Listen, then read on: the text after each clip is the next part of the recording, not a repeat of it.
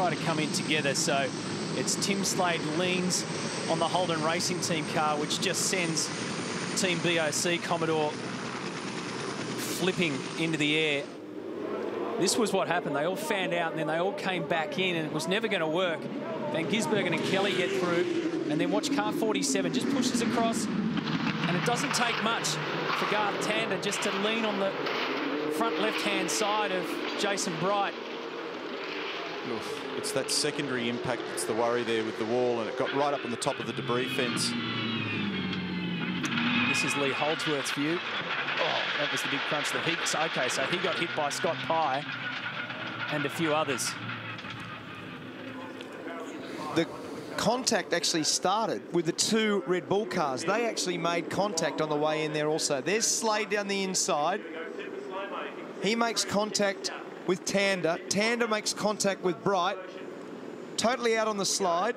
Full opposite lock, so he's trying to steer it down. So Jason's trying to make sure it doesn't turn onto its roof. It then catches the curb, and the curb then trips it over. So as it gets to that point there, it was always going to turn over. Yeah. Must have picked up the front right wheel of Tander's car in order to be able to do that launch, and Tander's in the pit lane and has been there for a while now as well, so there'd be pretty fair old damage on that.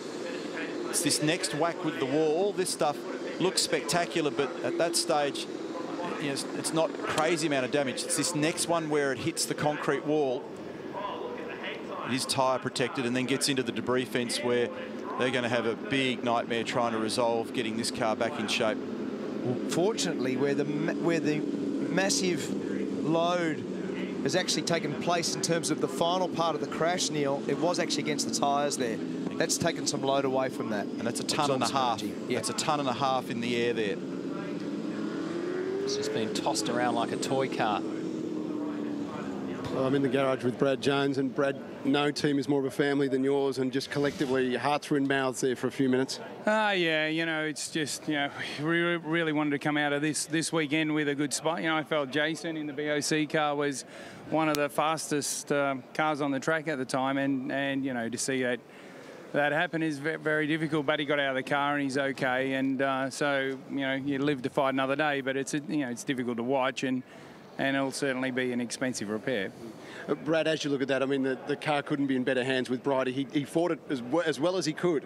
I don't think you have a lot of control over them when they're flying through the air like that, Barrett's. You can steer it as hard as you want and dab the brake, but, you know, anyone could roll a car over here. That could happen to anyone, but the good news is he's got out of the car, he's fine. You know, the cars are built to a very high standard of safety, and the car's done its job, and it's just unfortunate that we're going to leave here and we have to be on the back foot in the championship with that team, because I really felt they had a good chance this year. Good on you, Brad. Thanks, mate. Thank you. Another bloke